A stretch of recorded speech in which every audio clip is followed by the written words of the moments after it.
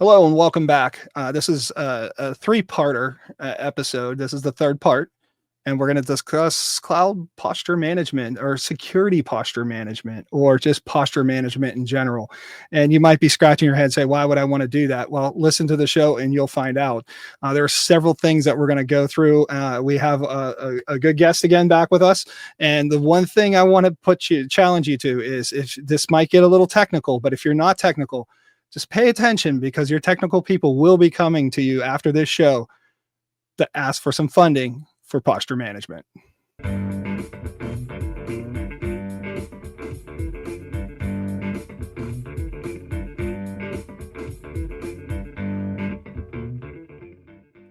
Sir, how you doing today, Chris? Doing well, TGIF. Yeah. So this is the thing that I do on Fridays. I wear like jerseys on Fridays, and this is a retro Seattle Sounders Xbox jersey. So I'm running with this. I like hockey and soccer. So you're going to see when we record on Fridays, it's got to be a hockey jersey or a soccer jersey. So, that's just going to be a thing. I just decided in my head the other day moving forward. So, Chris, it's been a week or two since we recorded last for security, and we're just ready to dive right back in.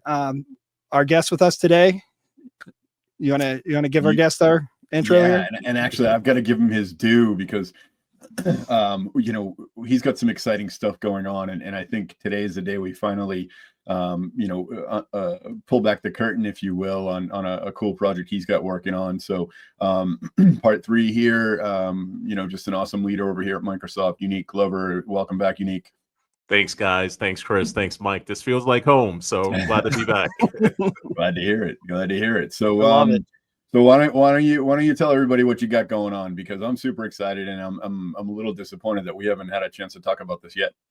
Oh man, no, thanks, Chris. No, and actually, Chris is a lot of the inspiration with him being an author and a publisher, and just really getting the word out there. But definitely venturing into my first official book, which is actually surprisingly around this same topic, around posture management. So it's really taken a more of a strategic C-level lens perspective into posture management, not just from a technical perspective, but from a business perspective. So a lot of the topics that we're covering today around posture management, and really how to measure effectiveness of your program. And I think that's the key to it, especially when you're talking about security, is how to measure effectiveness, really getting your return on investments, and working in this heterogeneous space that we have with security. So definitely excited about that halfway through. And thank you to my peers in the industry for really helping to support me and lighten the fire under the the can, so to speak. So, especially thanks to Chris for really the motivation and inspiration to keep this thing going. So more than happy to help, and I've been there. What's your target? You got a proposed release date here yet, or what? Yeah, we're aiming for August. We're aiming for Okay. August. So soon, so TBD on that. And hopefully I'll be finished up with final edits pretty soon. So more to come.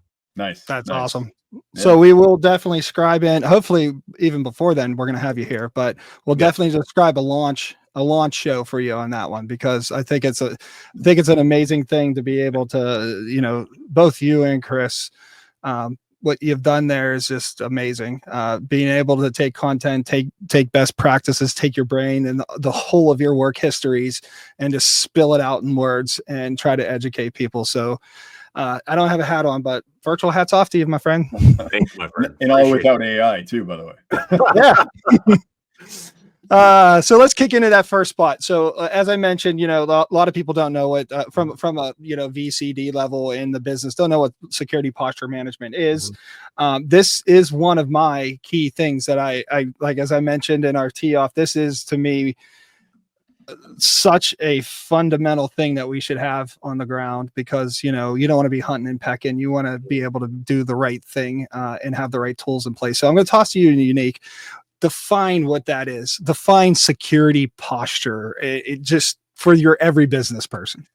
Yeah, I mean, that's a great question, and I think it's really just fundamentally, just foundationally, it's really having a good assessment of where your controls, how effective your controls, and your controls, your technical tools, your processes, everything that goes into formulating a security program in your organization, having a good streamlined viewpoint from left to right of the effectiveness of that program, and that can go into it a number of different ways, from the tools, from the processes, the controls that you have in places, and obviously the governance model in place. So simply, I look at security posture management as an overall organizational view of your security controls, processes, procedures, and governance models across the stack.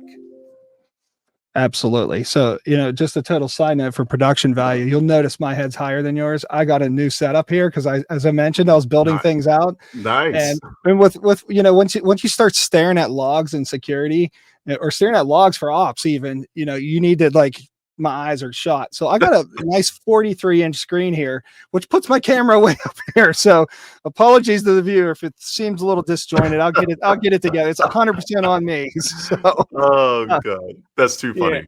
yeah. So one of the things, literally, that's the reason why I got the big screen, because I'm always squinting at logs. It's like, oh.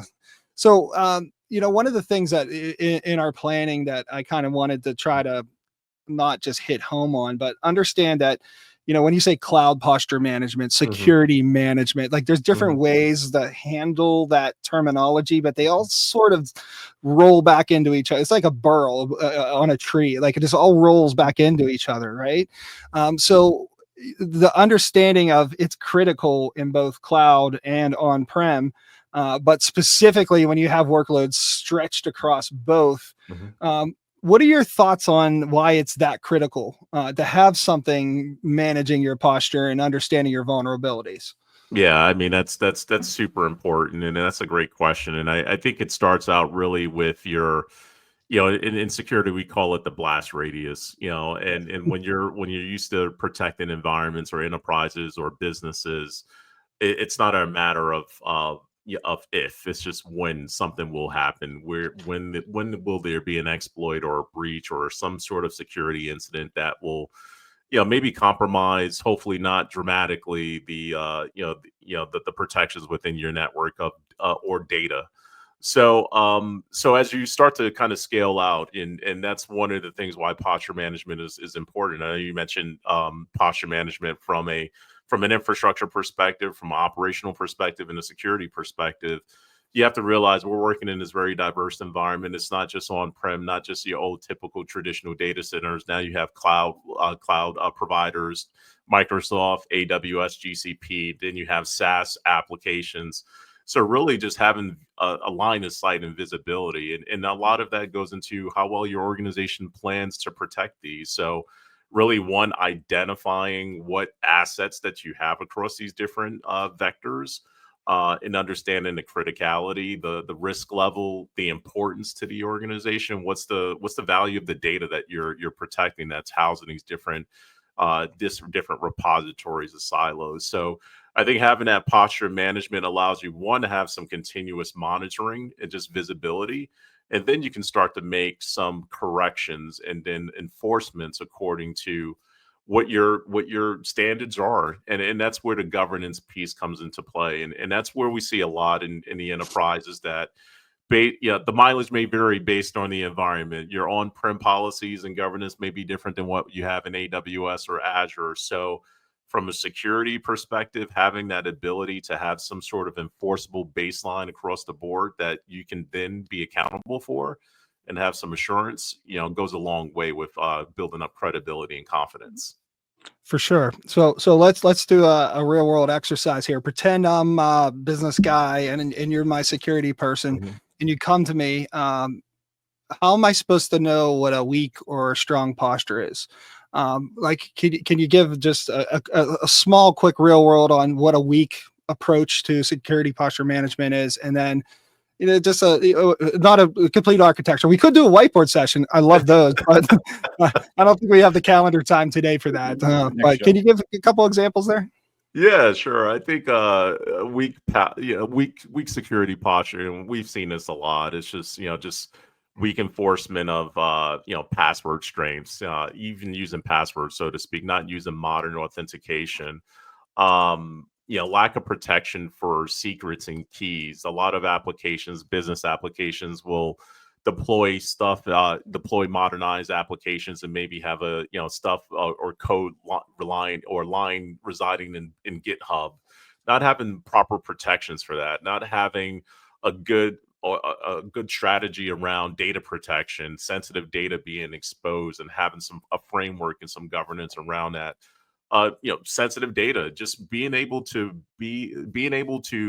comply with certain regulatory or compliance regulations that may be from an industry perspective or a sector perspective. So typically your business users or line LOB folks aren't really savvy or aware of maybe some of those complexities, and that's where the security people can come in and present something like this in terms of posture management to protect us from that risk or mitigate from that risk or that breach of compliance and things that may lead to more of a fiduciary responsibility on the back end. So I think we have to relate it to what are we compliant, what are our compliance, what are our standards internally from an organizational perspective, and from an industry perspective, what's the risk of not having certain controls in place that we talk about, protecting sensitive data, how we manage passwords or authentication or identities, whether it's organizational or consumer based. And then obviously that life cycle. So those are things that business users are typically, and rightfully so, looking to accelerate and transform and accelerate their their value and speed to market. We just need to make sure that we have the proper security controls to go along with that to protect the organization. That's brilliant. Chris, you got the next section with the threat landscape, my friend. So and I think it's a good idea to set a baseline on that, right? So there are just dozens of threats. You can just do a quick search on the top, 12 threats today. We look at some of the most popular ones like DDoS or denial of service attacks. You've got spear phishing, you've got phishing attacks, you've got ransomware attacks, right? I'm sure many listeners have probably seen that this extends beyond email and just the browser now. We're seeing text messages come through where it's just like, hey, we're trying to deliver this package from USPS, go to this link, and they're just looking for any opportunity where there's a hole in any of those systems. And so when we think about all those different attack vectors, we've got folks from all walks of life that can go in and spin up a very simple attack posture. What is it called? Attack as a service, right? I forget exactly what they call it, but ransomware as a service, right? Yeah. And very, very simply go on the dark web and grab all these tools and immediately, go whack people. So when we talk about posture management, do we have to do something special for each? Is there a sort of a certain mixture or formula to try to mitigate any and all of those challenges?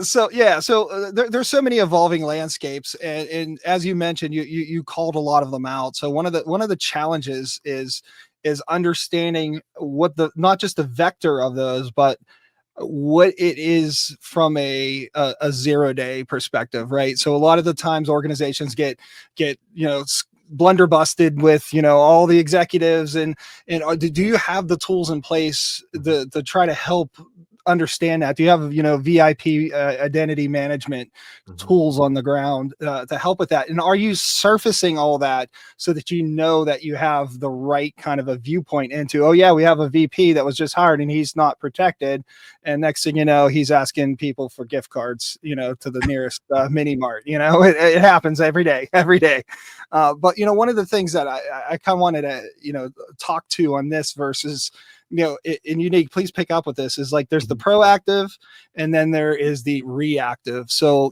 anytime you have a QRT team that in your organization that's going to SWAT in and fix the mess and then SWAT away, we don't want that. We want to have that team, but we don't want to use them. So, there's things that we can do in advance of that, and having the visibility into all your resource types and how they're all wired together, I think makes the biggest difference. Thoughts? No, absolutely. And I think Chris ran down some really valid points. And And these are serious issues that plague our enterprises every day, and it's not going to stop. It's just going to get, it's just going to get worse, especially with, Oh yeah. the advent of AI and the sophistication around AI and how it's used by, threat actors to, to really, accelerate a lot of these campaigns. And in these offensive tools are now being commoditized and commercialized. So it's like as Chris said, you can probably go online and dark web and purchase some of these tools You that are can. as service, and even get support in a lot of ways where they have a full blown help desk to actually support you to actually run and execute these exploits. So it's the way of the world. And I think when we talk about exposure management, we're not talking about a relatively new topic. We're talking about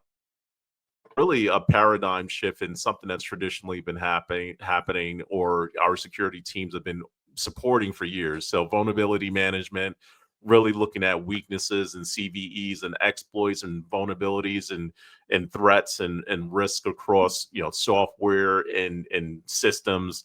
That's been happening in security and IT for years. There are frameworks to support support security teams to help prioritize risk and threats, and really give some guidance as to where we need to focus our teams on. And that's baked into a lot of our security tools, definitely within Microsoft Defender, which we'll talk about a little bit more. I think where we shift from that traditional CVE, vulnerability scanning, patch management, 0-day, is now how do we shift that to taking a more of a proactive approach, not just waiting for a patch update, patch Tuesday to happen and roll out patches, but now let's look at, let's use the telemetry data, the information that we're receiving from our edge devices, albeit firewalls, reverse proxies, what have you, IPS, IDS systems, all of these systems that we have in place, EDR systems, XDR systems, seem all of these things that we're now able to pull into one source, and now look at the telemetry data and actually start to look at some intelligent pathways or just logic as to where attackers could exploit potentially our high value assets. And that's kind of where exposure management does a little bit differently, where now using technology, using the AI, using machine learning, using all of the telemetry data that you're receiving from your security tools, you can now look at a visual map of where the threat vectors are, the paths are that lead to your high value targets. So it's more of an outside in approach versus an inside out. I talk about it into attack surface. What is your attack surface? Your attack surface being what are the attackers looking at to try to penetrate, as an entryway to do reconnaissance into your network, to do lateral movements and find pathways to exploit and get access to, to this high value data, or drop a ransomware attack inside of your organization. So when you have that visibility as to what attackers see from the internet, from different exposure points, the vulnerabilities that those systems have, you now have a way to kind of get in front of that and be proactive. You can now plan and mitigate against that. And then you can start to, now take a more proactive approach with, redesigning or updating how you deploy hardware, how you deploy VMs, or how you deploy apps and systems into your environment. And that's kind of where exposure management and what we're doing from a security posture management, just really trying to ingrain security into the secure development lifecycle. We now know that organizations are heavily DevSecOps. They're now deploying Yep. infrastructure to the cloud via code. So you're now talking about CI/CD pipelines. You're now talking about YAML. You're now talking about, hey, now we're now codifying, or doing code for how we build applications, databases, and servers. Now Yeah. let's come out with a secure pathway of protecting that, and using the security baseline as a way to do enforcement, just to make sure that whatever we do deploy is protected, and whatever code is lying in sort of repositories, we have now a proactive way to scan for vulnerabilities or malicious code, and remediate that from the start versus after the fact. So that's the difference between proactive and reactive. Reactive, we're just waiting for stuff to happen and addressing it as it comes. Where proactive, you're now able to leverage your tooling and the data from your systems to now be more proactive and get in front of that and start to do re-architecture design changes that can, give you further security posture management ongoing. Yeah, so you mentioned something that I'm going to reserve commenting on. YAML. YAML and I have a love-hate relationship. Just saying. Oh yeah. Yeah. So you covered in that area of one of our last bullet point pretty well some of the blind spots. Once you start deploying these tools and doing things, there are blind spots. But there's one area that is we always say as IT people, what's the weakest link in everything we have, and that's typically users, right? I'm gonna mention something. They're not a sponsor, but KnowBe4 has a really robust thing about users and being and people, bad actors, finding issues with users to use that against them, right? So social media, what you post, who you're with, announcements and things like that. You get the eye of the every hacker, but when you do things as a large organization like that, look at the deal we just closed, we just purchased, that's great. It shows how wonderful you are as a business. But if you're a nefarious person, you're sitting there behind your computer going, ooh, yes, here's a whole new area that we can attack. Two businesses merging to one. There's going to be holes there. So like one of the blind spots that M&A is like a huge blind spot. How many service accounts are created? How many service principals are just left open post deployment? Like things like you have to be thoughtful. And I think the one thing around having these tools that makes you thoughtful technically, but it's not going to make you thoughtful as a process and a person unless you make it the case, right? Mm-hmm. We can have all the tools in the world, but if we don't apply good practices, those tools just are not going to do the best for you. So I just wanted to kind of surface that too, and maybe get your thoughts on that. Yeah, I know you mentioned it, and I think everyone knows that's been doing security or enterprise security or just any sort of security that it starts and ends with your users, and that's kind of why security awareness programs are super huge, especially here at Microsoft. We have our our annual and I think quarterly, even sometimes, our security awareness. So it has to be a continuous motion. And it can't just be on-demand videos. It has to be things, tests to ensure that our users are compliant and up to date. Real world. Yeah. So simulation tests and things of that nature. So yeah, I think the biggest weakness in any security program is the users. That could be the biggest strength and the biggest weakness. And I think it starts with security awareness. It's just being generally aware of what's out there. And I think, and we've come a long way. 10 years ago, you would ask a person what's a phishing campaign or a phishing email, and it would probably deer in the headlights look. Where now today, I think everyone is pretty much, just aware of what this is. Hey, if I see a suspicious email, then I know not to click it. I know just to kind of just be a little bit more skeptical. And there are different ways that you can kind of, redirect and get beyond that. So security awareness, because the tooling is the tooling, but in architects and engineers and practitioners can design the tooling as much as as efficient as they can, but it does take the users to do their part, and the part that practitioners and enterprises and directors and CISOs play are just making sure that there's a good proper security awareness program, attestation, and some things of action that our users can do to ensure that they're complying and efficient. Yeah, for sure. So I know we're running a bit long, so I want to kind of condense this one section just a little bit with a asterisk. The one tool, CSPM, which we're all familiar with, and we're hopefully introducing you, if you're not familiar with it, to it here. I'm going to do a lunch and learn for any member, anybody who wants to watch this, open to the public, on cloud security posture management. I'll use my own tenant, and I'll blur out my little IDs so you can't hack me. But we're going to do a full blown what it is, what it does, how it's tied into your resources, how it's tied into your GitHub, your Azure DevOps, and all that kind of stuff. So I'm not bearing the lead here, but I'm just saying for sake of time, we're going to go really deep. And Unique, if you have any suggestions post show on the best things to highlight there, I'd really take in on your advice for that. But CSPM, Azure Security Center. What does that look like in the landscape of tooling? Because there's so many tooling. We talked about frameworks the last show, and some of the best things to do. But from a tooling perspective, for posture management, Unique, Chris, both alike, if you guys want to chip out there on CSPM and Secure Center and what it means to both of you, because it means the world to me.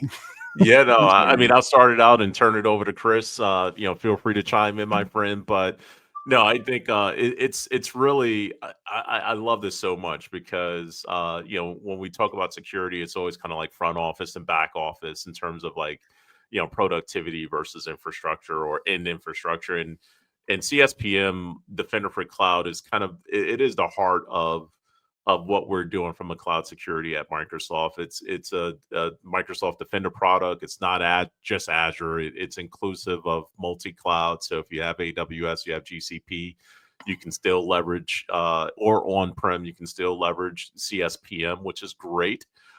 Defender for Cloud, which is great.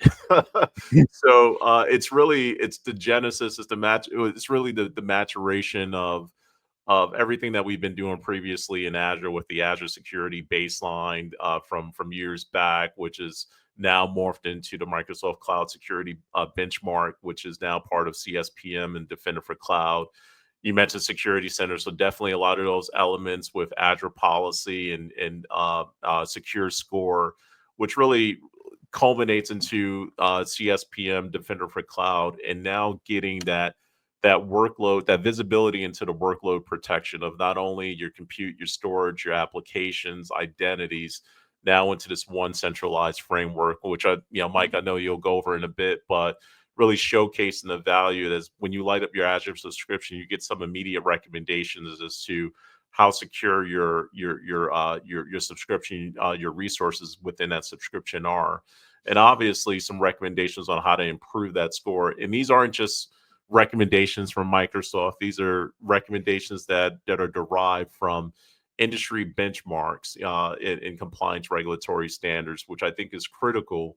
Again, for a leader to really and practitioners to really understand how to comply, improve their network, their security posture, but also have more continuous monitoring and engagement throughout. So. Yeah, Chris, batter up, my friend. Yeah, I mean, I think, excuse me, everything that Unique covered there is critically important. And I think the one area that you didn't touch on, Unique, is just the connected nature of all this and how we have that single pane of glass, right? Yeah. I understood that, maybe a specific endpoint tool is slightly higher on the Magic Quadrant or something like that. But at the same time, now if your security team has to go to multiple tools, has to go to multiple interfaces, I might have a problem here. Okay, no, it's not there. I got to switch over to this other tool. Might have a problem, right? And all that. And I can't stress enough, as a former IT leader and just somebody who is in this every single day, the value of having all of that in one place, whether it be for your Azure resources, for your on-prem resources, for your other cloud resources, and even, mobile devices, endpoint management, all that stuff, all in the same place, that all speaks to that posture management and having the ability to really aggregate all that into one spot. I mean, I just think that is an invaluable opportunity that not a lot enough people take advantage of.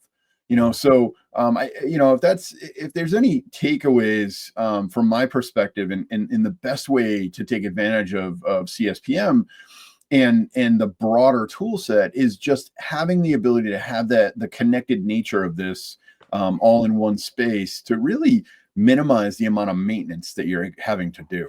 Mm-hmm. Yeah, that is 100% true. So, one of the last points in this area that I wanted to talk to, and this is a tone through all the shows Chris and I have done. We talk to the enterprise, mid-tier and higher generally, but we also deal with SMB and, lower mid-tier. cloud posture management, Defender for Cloud, those bits are available for the every business. So Missy, if you can put like right on top of my head the graphic that we have for that. I mean, it's as inexpensive of $5 a resource up to $15 a resource to have that posture management and have that vulnerability insight into your tools. Because otherwise, if you have a compliance and governance area, that you're going to be running around trying to find out what the governance area is, and then mapping it to your machines, and then there's these things that need to be done, and you're going to be bouncing back and forth, and it's dollars not well spent. Dollars well spent are putting tools on the place, integrating them properly, professionally, and then getting reliable output, so that reliable output can make it actionable. And there is this magic fix this button in CSPM, and we're going to go over that. This fix this button, especially if it's a Windows resource, but even some Linux resources, if it finds, you have 3389 open and it should not be, you have a public IP, hit the little fix this button and it'll rip that right off. So this is for the every business.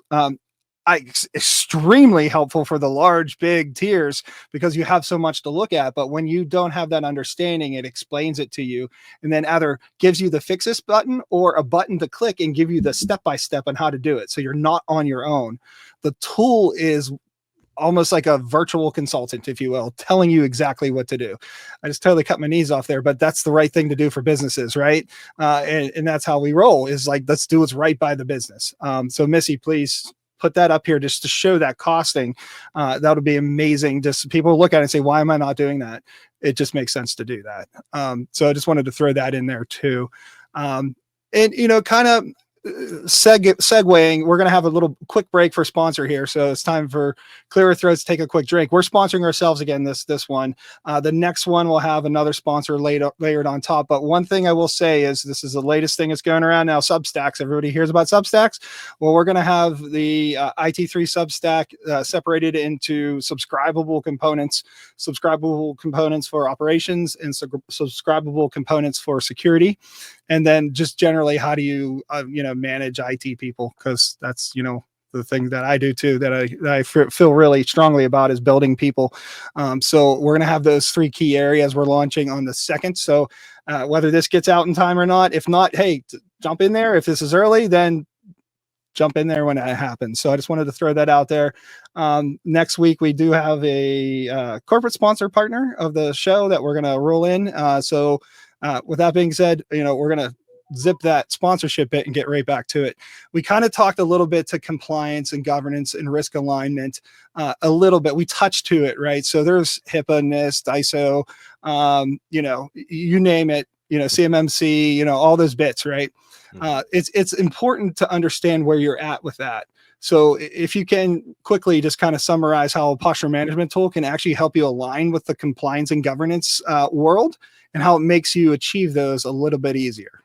Yeah, no, it's a great question and a great statement. And yeah, that's the hard, that's the, we talked about the maturation and of where we came from with our policy recommendations and kind of basing these controls and different aspects of, the vulnerabilities or different areas or gaps in the security posture that CSPM kind of derives and presents to you as a director or practitioner.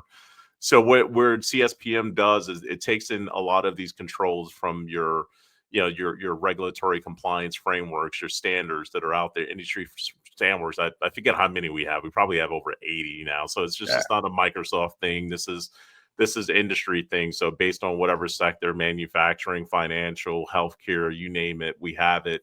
And it's we now put it into a way that you can now measure your effectiveness, these control effectiveness against these controls and these standards. And now as a leader, you can now, look at the trend month over month of how your security posture is maturing based on your remediation towards these recommendations. So it can be simple as enabling MFA for privilege accounts, or having some sort of protection strategy for managed identities, or having protections around Key Vault, or having protections around storage accounts that are exposed to the internet, directly to the internet. So things like that are pretty trivial, but if you think about the scale, when you're now adding hundreds, if not thousands, of resources inside of an Azure tenant, or maybe in a multi-cloud where you have resources in GCP or AWS, you now have the way to ingest that information, get visibility, as Chris mentioned, with that single pane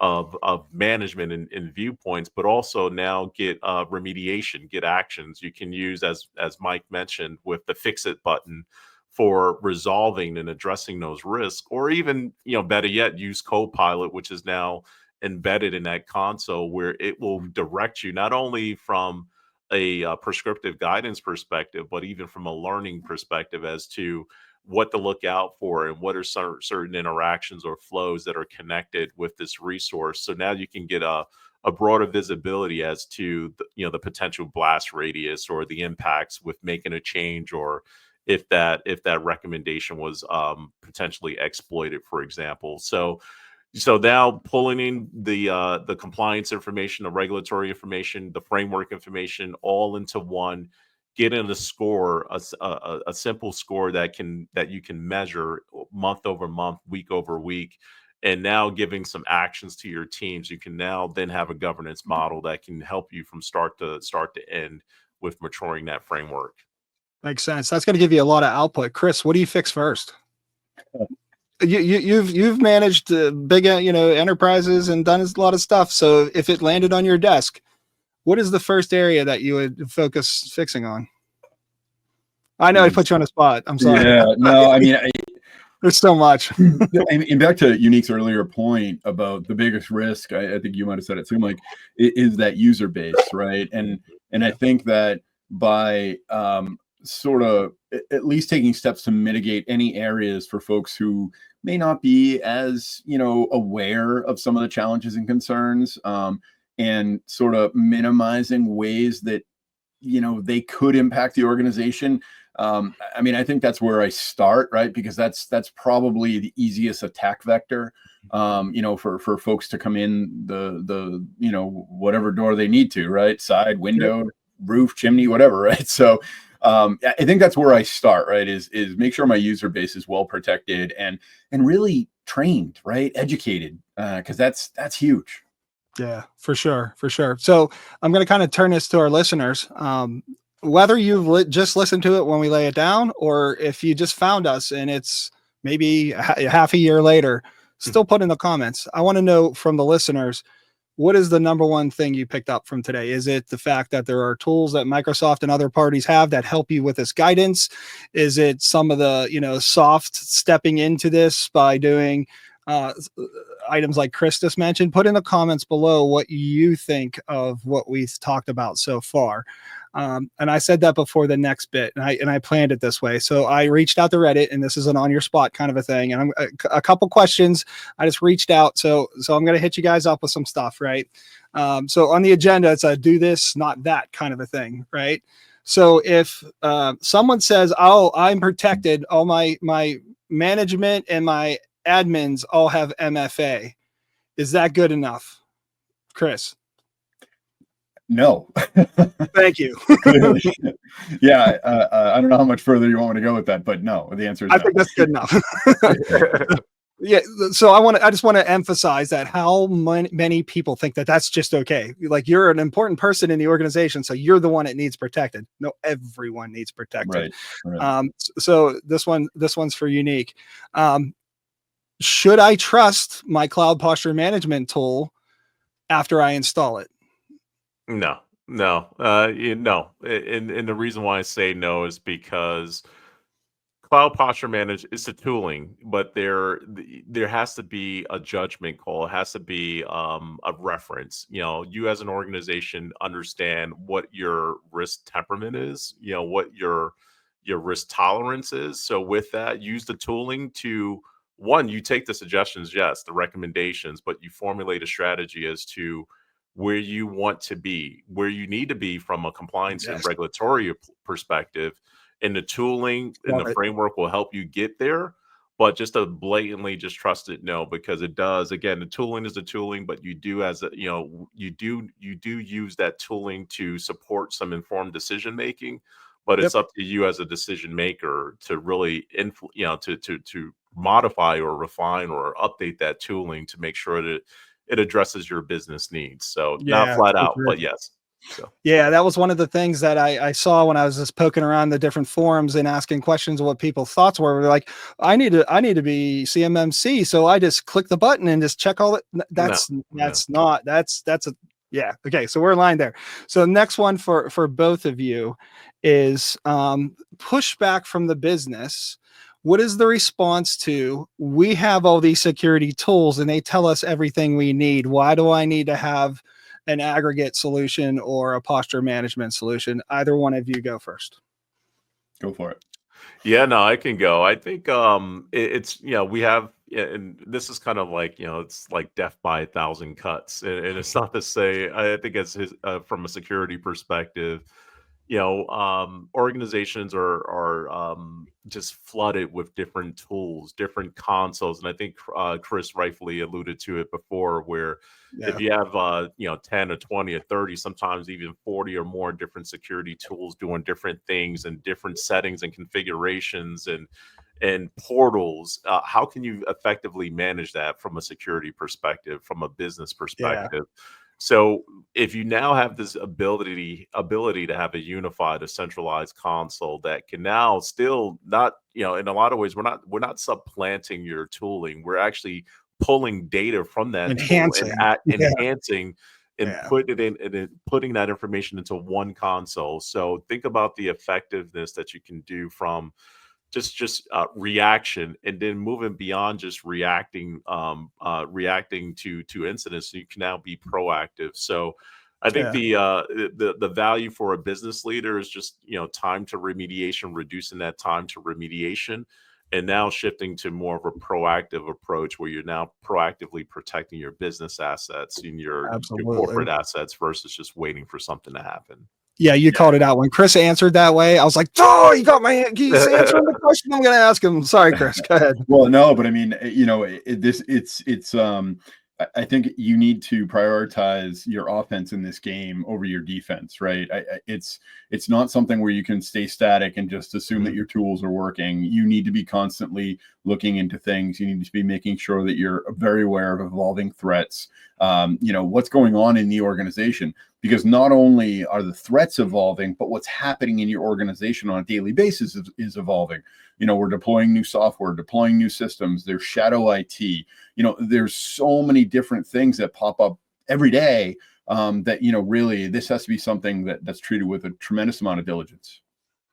Absolutely. So, yeah, there's two other ones, but you guys actually skillfully and artfully answered them before. So I'm just gonna move on since we're running a little bit long. Thanks for that. And also, this is the one part I do want listeners to comment on. Rapid fire. Do this, don't do that. What are your thoughts on that? I love that kind of stuff. So, let us know.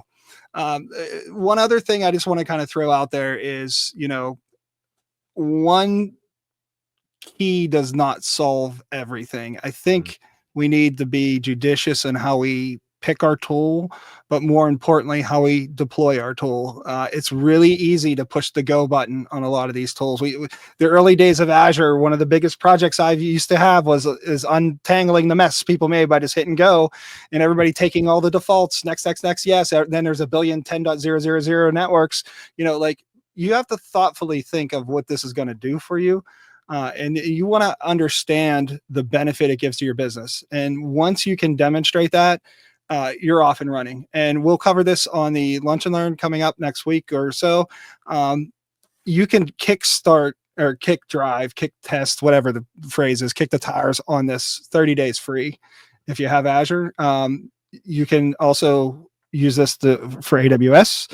You can use your tool you pick, be it a Microsoft tool or a third-party tool. You need it to be in all your environments. And Microsoft's artfully demonstrated that this was one of the first go-to. They started it with their management tools and they moved it to their posture management tools and their security tools. It's not just about Azure. It's about Azure and your on-prem. And if you do have some stuff out there in AWS, I'm sorry, but yes, we can also take care of that.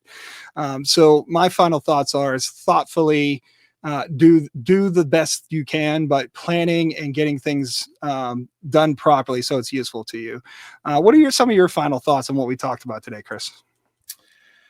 I think that it's incredibly important to remember that security professionals, as difficult and curmudgeonly as they are, they're doing their job to protect us, right? They're not doing their job to make things difficult. But at the same time, as a security professional, I think you got to remember to focus on education, focus on working with the rest of the team to help them understand what those challenges and concerns are, because all too often that gets left behind, and we're not educating those teams, and then it almost becomes like a tug of war. So I think those are the two key areas that we really want to focus on. And Unique, when you come back, I want to get an update on the book. I want to know how we're doing. We're going to have to get some links for pre-orders and all that stuff. That's my other final thought. What about you, Unique? It's been I love it. Great 3-part series. Yeah, you guys have been super engaging. Like Chris, I love the format. I love the show.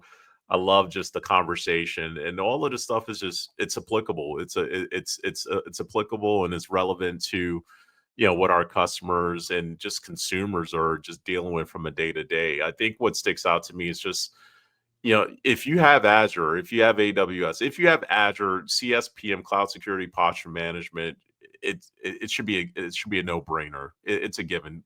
Use it.